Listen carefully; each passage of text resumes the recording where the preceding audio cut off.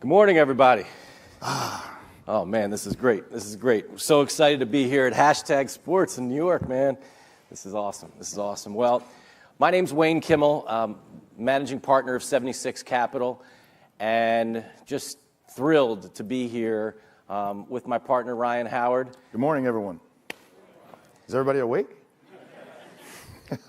Ryan got his Starbucks. We're ready to go. I did. I'm ready. They're not even our sponsor yet, but we're working on that. I mean, we're going to change the whole game with that whole sponsorship thing, especially around the VC world and entrepreneurs. We got to get you guys all sponsored. We got to get this. We got to change it up a little bit. I mean, today, what we're going to talk about this morning and really kick things off is we're going to give you kind of the story behind 76 Capital, our partnership, how Ryan has transitioned from one of the top professional baseball players to being a venture capitalist, and how that has all gone down and how we met.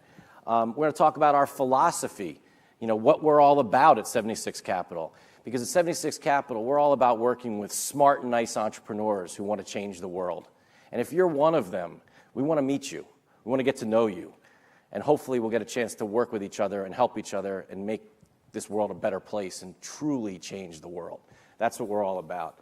We're going to talk about our partnership with Rubicon Talent. We think we're the only venture capital firm in the country that has a partnership with a sports marketing firm, and how we work with professional athletes and Olympic athletes and sports broadcasters, and how that ties into what we do on the venture capital side and how we work with entrepreneurs. We want to talk about two really, really hot industries today. The next thing. Look, on May 14th, the world changed when sports betting was now going to be allowed to happen outside of the state of Nevada.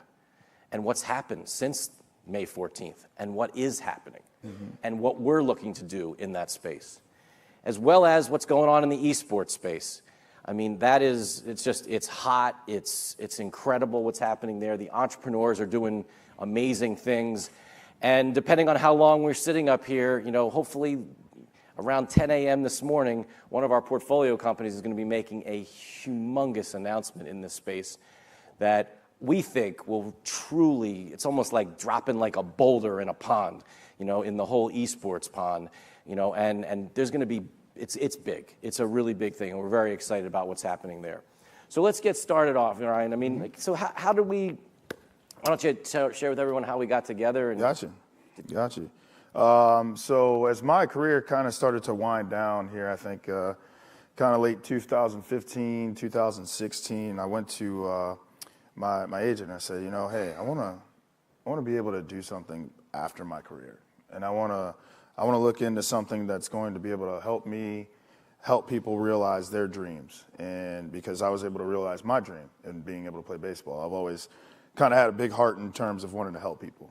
And obviously, venture capital, you want to try to make some money at the end of the day. But really for me, it was about trying to get into something that will help somebody build businesses and realize their dreams. And he said, okay, I think I got the guy for you. So an introduction was made to Wayne here at 76 Capital. Wayne and I had, with our other business partner, John Powell, who's not here today, had a lot of meetings, had a lot of lunches, got to get together. It wasn't like a, hey, my name's Ryan, my name's Wayne, let's go do business type of deal. No, it was something that had to be truly organic, and for me, it had to be something that was very genuine. And Wayne and John were both very, very genuine people. I think it's tough to find those types of folks out there in the world today, especially in the business world in some aspects. So getting together with those guys, looking for like-minded people who wanted to get out, wanted to change the world, wanted to make the world a better place, wanted to help other people realize their dreams by investing in them, investing in their companies, was definitely something that I was looking forward to and getting into this space.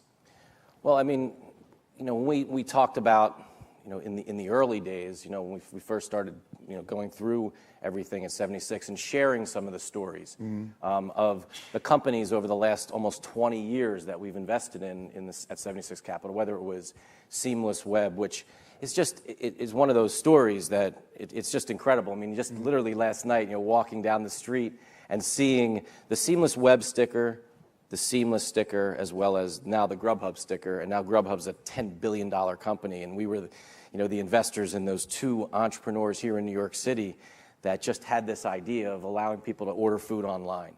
And so our whole, we spent a lot of time talking about the companies we've been involved with in the past, the stories, the kinds of people, and then also we talked about like the overall venture capital industry, Right. and how it's really similar to baseball, whether that's hitting home runs, using data, teamwork, all that stuff. Right. Absolutely. There's, obviously coming over from the athletic world, to me, I use a lot of athletic analogies and whatnot, but You're allowed to. There's a lot of parallels. In looking at attributes, understanding, from an entrepreneur, things that I would look for in an entrepreneur is somebody, who's passionate about what it is that they're doing. Well, first off, a good person, nice person.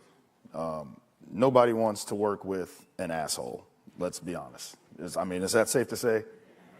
Exactly. So, that they've got to be a good person. They've got to be genuine. They've got to be hungry. They've got to have passion, understand what it is that they want to do with their business, believe in their business, number one, and be willing to put in the work that no one else is willing to put in. You got to understand, yes, there's going to be trials and tribulations. There's going to be people that say no. I look at that entrepreneur and picture myself in terms of what I used to do for my training, the road that it took for me to be able to make it as a Major League Baseball player, not only be a Major League Baseball player, but to have success at that level. I look at those different parallels, and that's what I would look for in an entrepreneur in terms of what they're looking to do with their business. One of the things that I just felt like has been magical is when you sit across the table from the entrepreneur and you have this conversation and you're able to give them the confidence that they need to be successful. In the sense of you will hit home runs at some point, but there will be times when you strike out. Right. There will be times when you'll have a bad meeting. And, maybe talk about like that, what that's been like sitting with entrepreneurs. Oh, man, it's been amazing. It's been amazing to be able to sit back, sit across the table, have a conversation with the entrepreneur, listen to their story. I think the stories are the most intriguing things about the entrepreneurs. Understanding, okay, how did you even come up with this idea? You're crazy, but that's good. Crazy is good at times. So, understanding where you're coming from, understanding like how this whole thing came to be, understanding where you're trying to go with this. So it's looking at them that way is. It's something that's very, very intriguing to me in having those conversations with them. So you look at the athlete today. Today's athlete. Would you say today's athlete is different than maybe 10 years ago? Oh, absolutely, absolutely. Today's athlete is so much more entrepreneur-minded and business-minded. When I first came in the league back in 2004. It was marketing and all that kind of stuff was a lot different. It was hey, Ryan, we want you to come up here, hold our product, say you like it, this, that, or whatnot. Now it's like hashtag. Yeah, like hashtag, yeah. And it's so different now to the point to where everybody is a business. Whether you're an athlete or not, everybody in this room is a business. You have a smartphone. So, you can go out and make a video on YouTube or whatnot, get however many hits, and then all of a sudden you become a sensation. So everybody is a business. Everybody is a brand. And it's that brings to that social capital to athletes being able to understand what their platform is. I'll use, Jay-Z references. He's a person to where Jay-Z 10, 15 years ago or whatnot, he was just a rapper.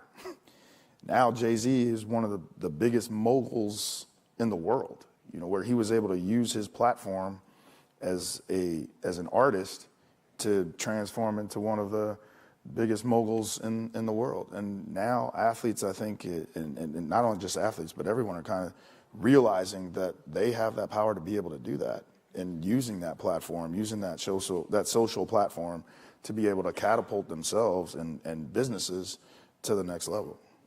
Well, and recently there is an article in Forbes magazine that featured you and one of our other partners or investors with us in 76 Capital, DeMarco Murray, the top NFL running back, and really talked about this whole idea of your financial capital, social capital, how it all can work together, and sort of the mindset, right, of today's athlete and how they can actually really help in business more than just as a straight investor. Right. Yeah, I mean, it's being able to not just lend your financials, but also lend yourself. I mean, obviously, if you're believing in the country, being able to put that social platform out there to be able to help that company grow. Well, I mean, let's talk a little even more about that. So this past January, you were out at the Startup Health Festival, along with. Yeah, with Kerry Walsh Jennings and now 3-time champion Andre Iguodala. Yeah. And you know, that was a health tech conference, right? I mean, the middle of the JP Morgan Healthcare Conference. Right. The three of you were up there talking about.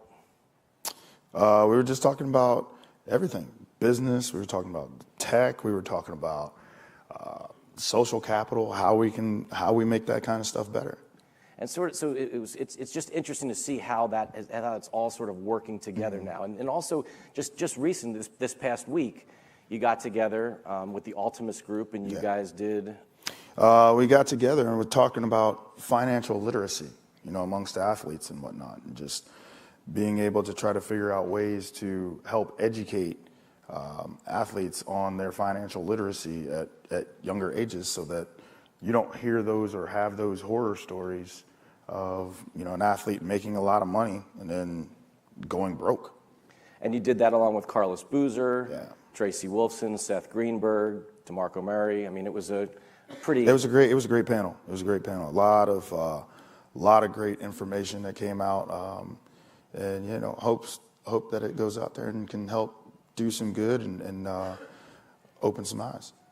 And you know, I guess on the other piece of it right now, this week even, you know, we've got, you know, maybe talk about Leger and what he's doing with us. Oh man, Leger is he's up there. There he is. He's up there. He's been shadowing us, and Leger he's going into his 11th year in the NFL, and has come on and expressed interest in the VC world and the business world, and has come and shadowed us the past few days here at 76 Capital. So we're happy to have him, and you know, it's always great to see someone like that with the mindset of you know, that business mindset and looking post-career. Yeah, and we got to meet him through the Global Sport Institute at Arizona State University. When they put on the NFL Players Summit, the financial summit this past year. And you know, we're going to bring on even more and more, you know, guys as part of this with us. So let's kind of like shift the conversation a little bit now, more than just kind of what we're doing at 76, but also what we're interested in, sort of the next thing. So one of those big areas that we're focusing on and to invest in is the sports betting space. As I said, you know, May 14th, the world changed when it came down to all this. And so, you know, we talk a little bit about, you know, what we're looking for to, you know. Yeah, we're looking for that next thing, man. We're looking for those entrepreneurs that are out there looking to create the next Google, Amazons of the sports betting world. So if you guys are out there, you can hit us up at 76capital.com, man. That's it. Yeah, I mean, it's pretty incredible. I mean, so, you know, we've had, you know, yesterday had an incredible conversation with, you know, one of the top executives at William Hill, one of the largest sports books here in America, certainly in giant in Europe as well. And they're, you know, involved in the sports betting in Delaware, and they have Monmouth Park in New Jersey. And tomorrow they'll be opening up at the Ocean, their sports book down in Atlantic City at the Revel.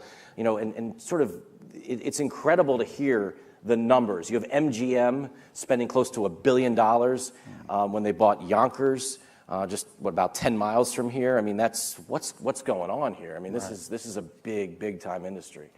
You know, what is it? So it was estimated last year that there was about $150 billion worth of illegal bets. But How do you even come up with that number? Estimated illegal bets. It had to be way more than that. Well, that's what we think, right? I mean, we truly think that, and then also you have the sort of the market size, right? You start thinking about what is the market size of this, right. And they're saying maybe it's they are $200 billion market. But here's the thing, right? As venture capitalists, as entrepreneurs, our whole world is trying to find really big markets, untapped markets, new markets. This is one of those markets. This is the time. To me, it feels like being back in the late 90s when the internet was really just coming.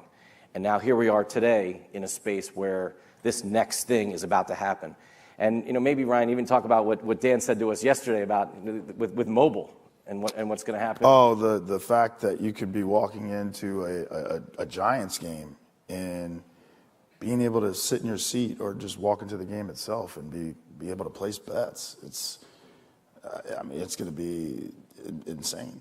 It's going to be insane. I mean, it's been going on in Vegas with the Knights as you go in and you watch the games, but it's going to be happening in NFL stadiums and right here, like Jets and Giants games. It's going to be going on, and it'll be really going to be unbelievable. So we look at that industry and we say, how can we get involved in that? So we start thinking about sort of this idea of man versus machine. Do you think about? I sort of think back 20, 25 years ago, New York Stock Exchange, all slips of paper guys running around, and then all of a sudden, here come the supercomputers, here come the hedge funds. Do you see a similar kind of thing happening potentially in the sports betting world? Oh, absolutely. It's such an exciting space to be able to get into right now, and I think as the structure continues to kind of build up, it's just,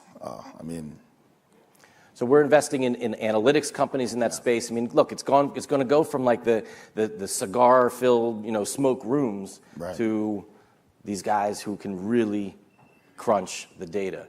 And that's why we're investors in companies like Swish Analytics and Shot Tracker, who are tracking all the sort of anything and everything that's going on the court in the NBA side, and college as well. Talk about in-game betting. One of the things that we've also been talking about, how that's going to really change the game. I think it's going to obviously have a huge effect on how people are watching the game. I've seen it already. Everybody's seen it with fantasy leagues kind of coming up and kind of putting my player hat on. When fantasy football, fantasy baseball, that kind of stuff came out, I'd have a lot of people come up to me and say, "Hey, man, Ryan, man, great job, bro. You helped me win my fantasy league. So, glad I could be of some service to you." And then you get the other side of it where, Howard, man, you've been struggling, bro. I had to let you go. I had to trade you.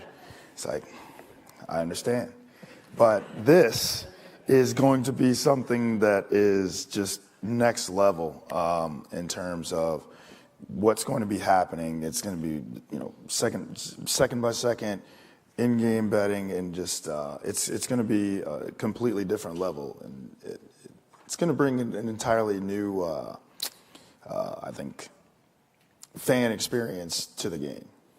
Well, I mean, look, you're also an owner of a professional soccer team in the Premier League, mm-hmm.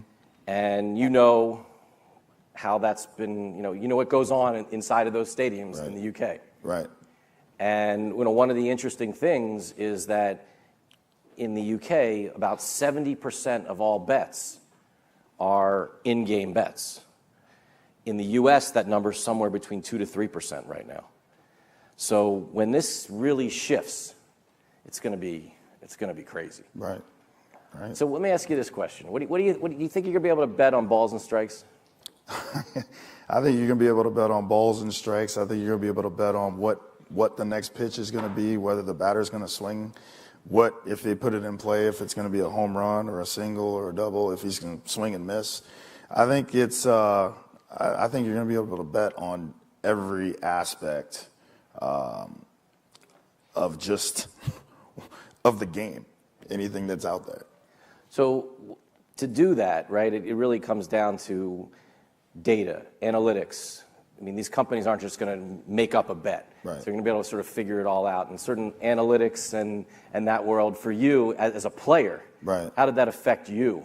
I mean, those analytics, it could all vary. I mean, it's about what you do with that information, right?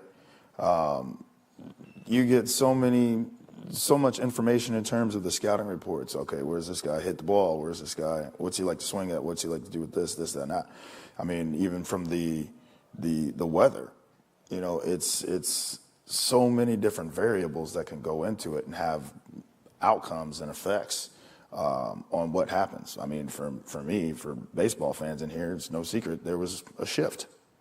You know, there's a shift in. That's a headline. There's a shift. There's a shift. Yeah, yeah. So, you know, and what that can do, and how that can affect games, and you know, who's pitching. There's so many different variables, and I think that's what makes it exciting. Well, so let's talk about that for 2 seconds. The shift itself. I mean, do you think it's right you can put all the infielders on one side and the other? Well, I would say if you couldn't, I'd probably still be playing right now. But since it's out there, you know what? It's one of those things to where you know, it's that informational age.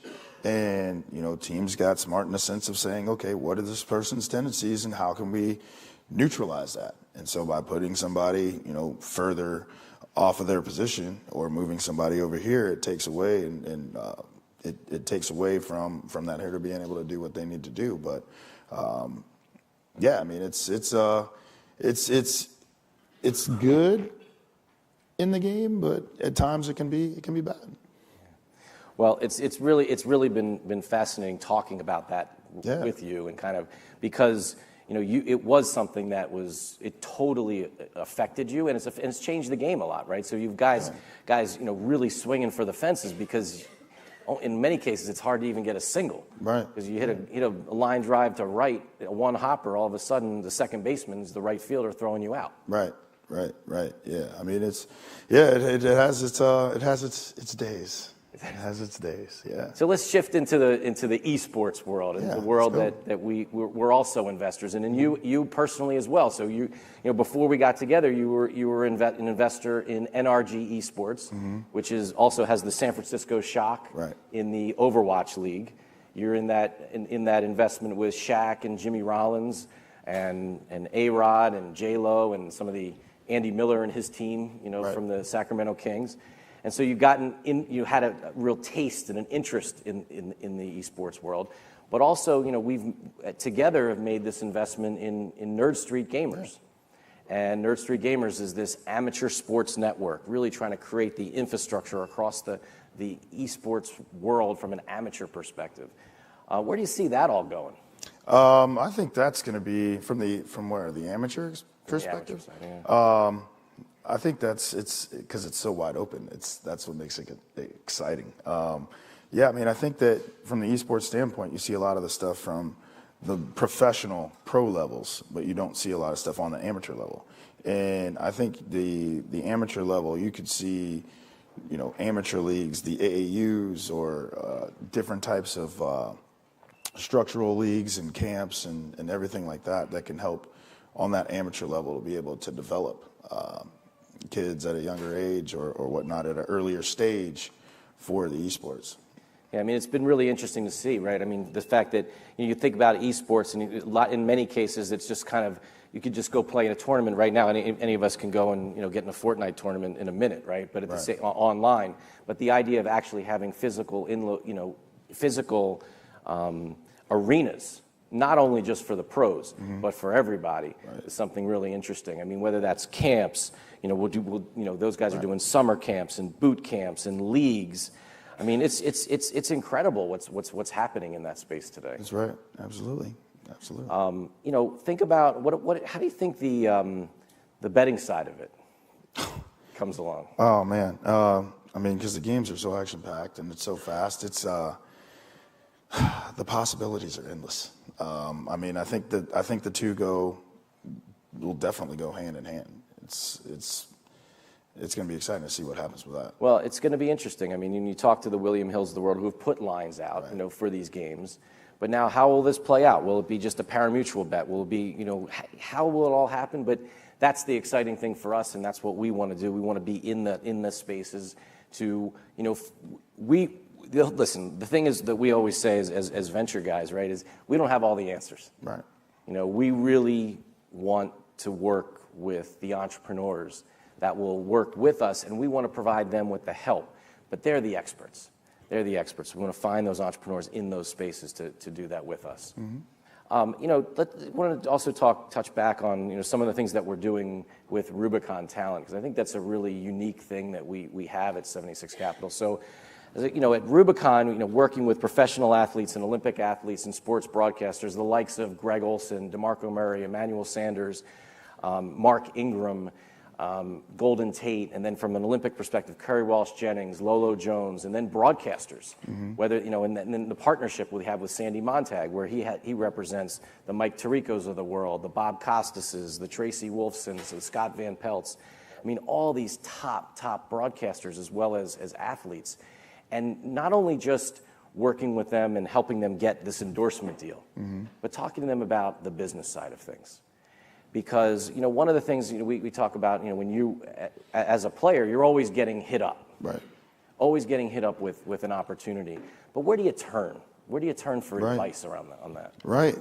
I mean, that's tough. I mean, as an athlete, you've always got somebody coming at you with an opportunity, and it's all about surrounding yourself with the right team, and being able to run that idea up the flagpole and kind of getting some different feedback and whatnot. And now, having those strategic partnerships with the Montag Group, with Rubicon, their athletes and clients are able to run that up the 76 Capital flagpole to really get that due diligence, to really get the understanding and the breakdown of what that potential opportunity may look like, whether it might be good, whether it might be bad. But being able to have that option, a lot of people aren't able to have that.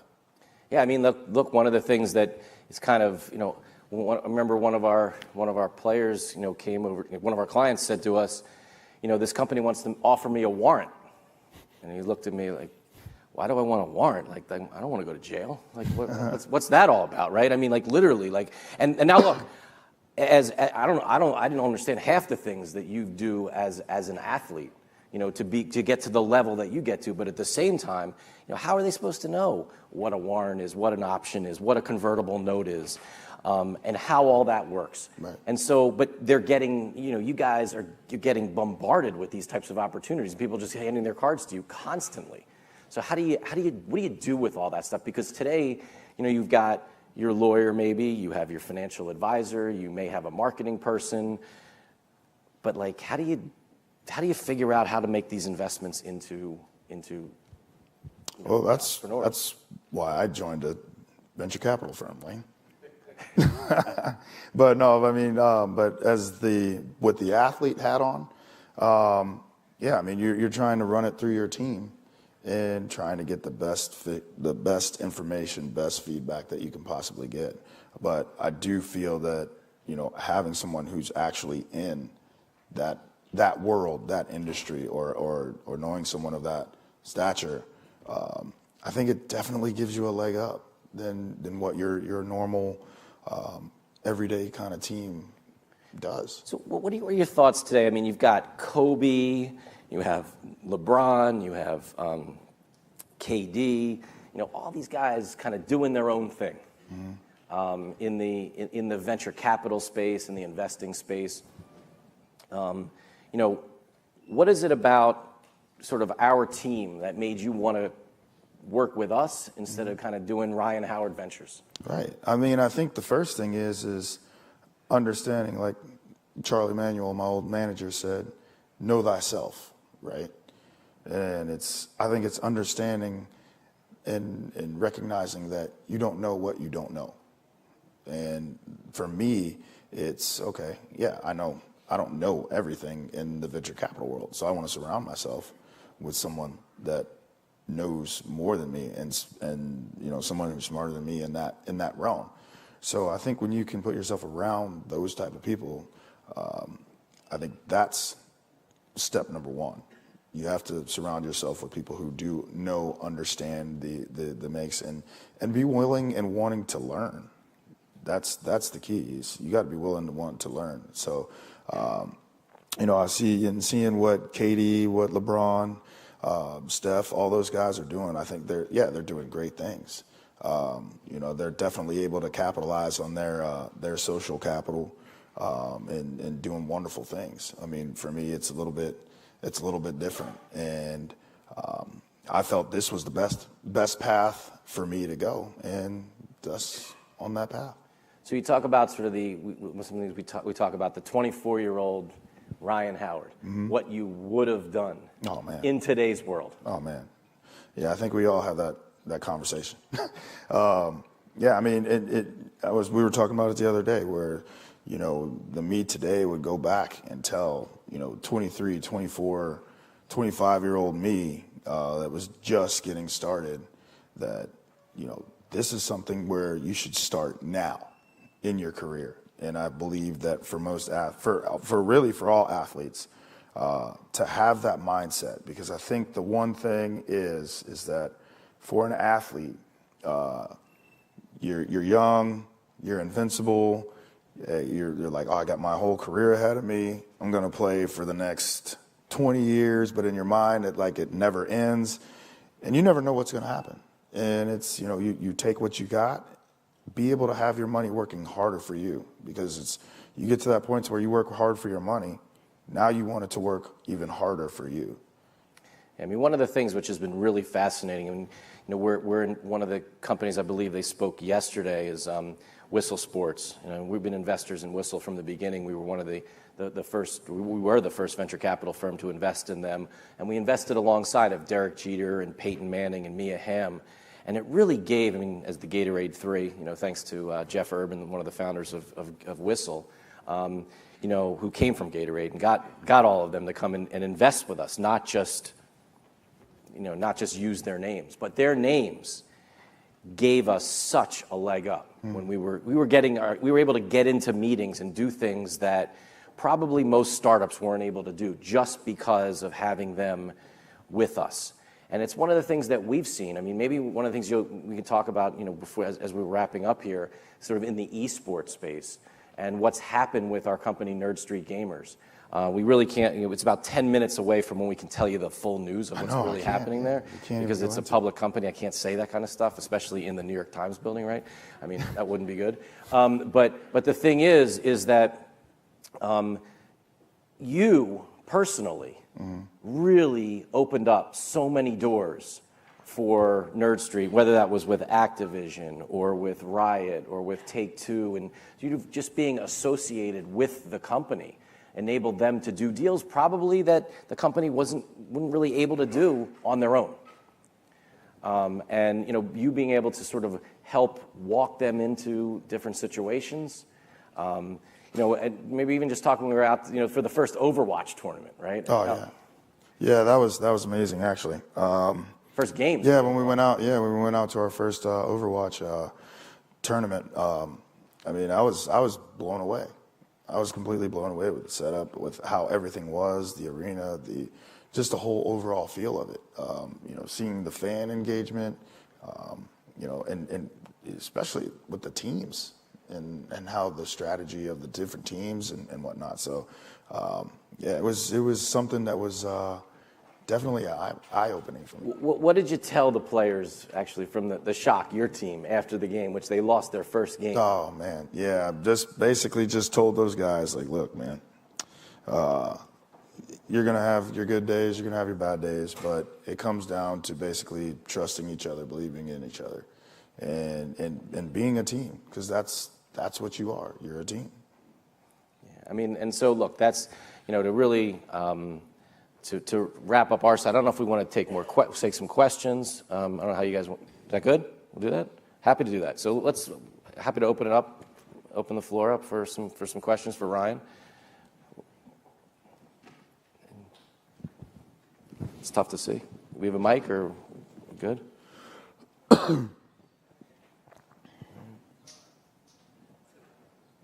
We can hardly see us. If you could just say your name, we'll be.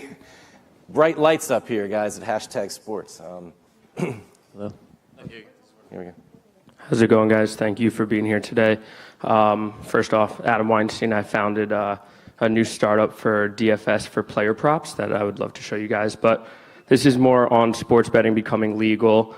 Obviously, we know where the leagues stand, we know where the owners stand, and we know where the companies, organizations that want to benefit from it stand. Wait, hold on. We know where the leagues stand? Well, we know that they want a piece of the action, yes. But we don't really Sort have, of.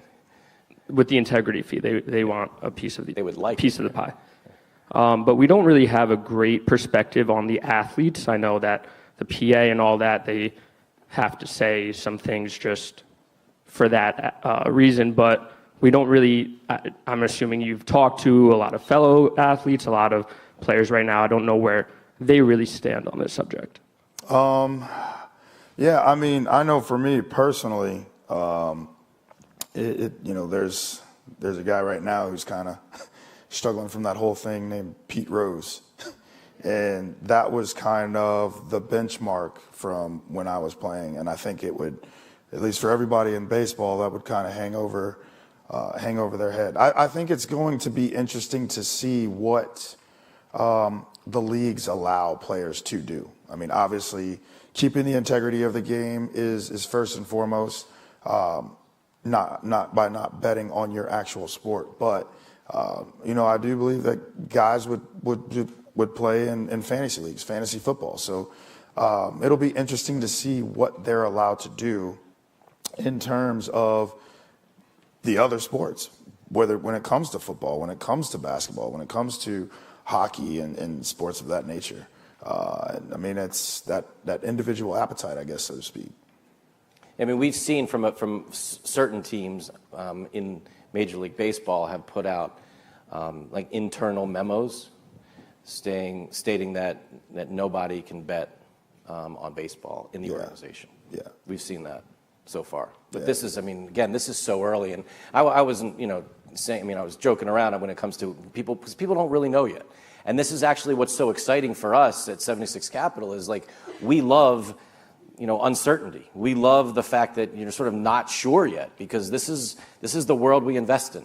We invest in the startups. We invest at the very, very early stages, and we want to be involved in things when people don't really know what's going to happen. As Ryan said earlier, right. We want to invest in things that sound a little crazy, sort of like the next. That's what we want. So this is a great time, but it's going to be figured out fast, really, really fast, and probably with a lot of you here. It'll be interesting too to see, not necessarily from just, from that standpoint of the athlete, are they going to be allowed to go and get marketing deals from casinos and do, a commercial for a casino as a current player? Because as a current player before, you weren't allowed to.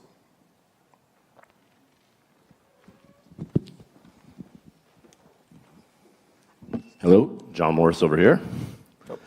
Question for you. Obviously, there's two sides to your business. There's picking the businesses that you invest in, and there's getting capital to invest in those businesses.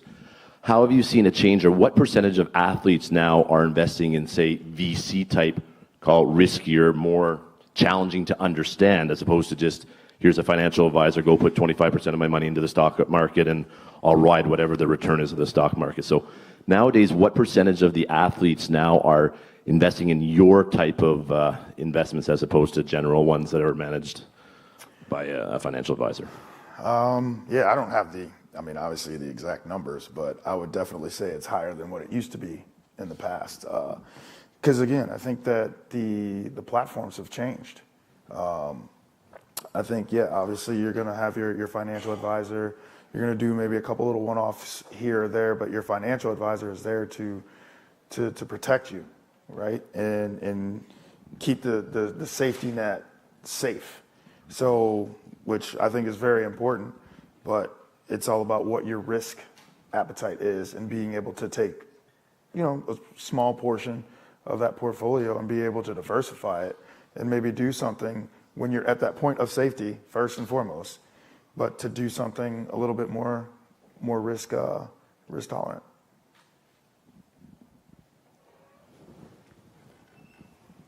Ryan, thanks this morning. This is a really great model joining venture capital like this out of athletics. I think they're definitely going to be seeing a lot more of this. I'm curious, as you discovered 76, I mean, it sounds like there was really good chemistry from the beginning, but did you investigate other venture capital firms, and what sort of red flags did you see or other things? I mean, obviously 76 worked out, but did you see something that maybe other people could be, okay, watch out for that? That's not, everyone's going to have a different personal fit, but what was it for you? I think, talk to a couple other people. And really for me, again, it's about the people, right? So it's kind of like I went through it a lot with the process of when I went through selecting my agent and selecting my financial advisor. Everybody will come in and they'll give you the spiel. Oh, Ryan, man, hey, here's Coca-Cola. Here's Ryan's face on Coca-Cola. Everybody comes in and they'll give you the same kind of song and dance, if you will. But to me, it's like, all right, how is this person? Is this person a genuine person? Does this person have my best interest at heart? Is this person an asshole? You know what I mean?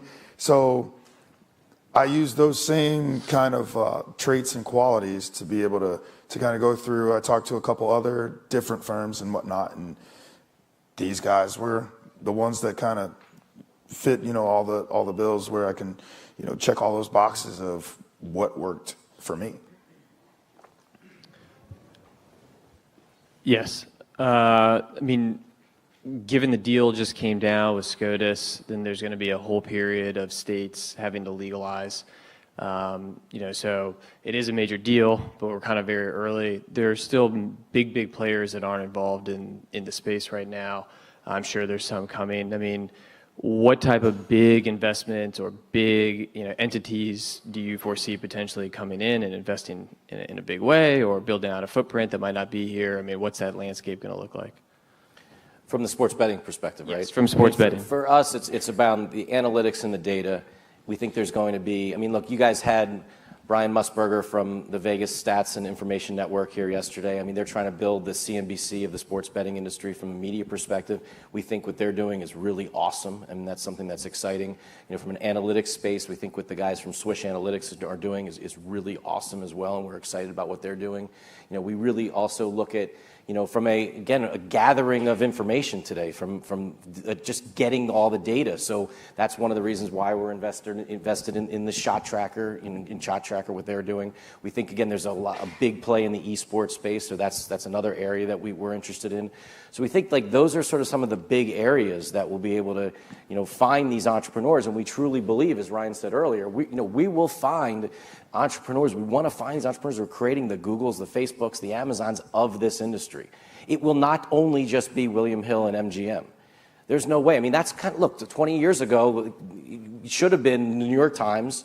There should have never been a Google, right? There shouldn't have been an Amazon. There should have been, Amazon shouldn't have been here because Walmart should have just crushed them, but it didn't happen, right? Same kind of thing. I think the same dynamics will happen here in this industry. It's that big, it's that interesting, it's that exciting. One of the things we talk about, some of our companies, even our guys at Swish in San Francisco, talk about how today so many engineers, and I won't name the companies, of those really, really big companies out in San Francisco, and those amazing, analytics guys who are working for those really big companies want to come and work in the sports business, because now they can do what they were doing at those search companies or those other, e-commerce businesses, but do it around sports. This is our passion. This is the most exciting thing. For us, this is the thing that you can't time shift this, right? You can't time shift sports. That's one of the reasons why we're so interested and so deep and want to invest, in the whole sports tech space. It's the thing that just gets people together. We're all about that consumer experience. Our partner John Powell is the CEO of Kravco, which is the company that built the King of Prussia Mall. We're all about sort of bringing people together in physical spaces, giving them incredible experiences. His family they were the ones who built one of the first malls in America, right? And it was bigger, or depending on who you talk to, it's bigger than Mall of America as a mall itself. So what will those kinds of experiences be like? What will it be like to be inside of arenas in the future? What will it be like to be inside of stadiums? What will it be like when you're getting together with your friends to go watch sports? That's the thing that brings people together, and we think sports is one of those things, and I know many and most of you, and probably all of you, believe that as well, and that's why we're making such a heavy bet in this space right now. Any other questions? Jess, can I talk about it? Yeah, why not? Anyway, but I guess as we wrap things up, I just want to say one thing. We're really excited about. Oh, I just turned it off. Where'd it go?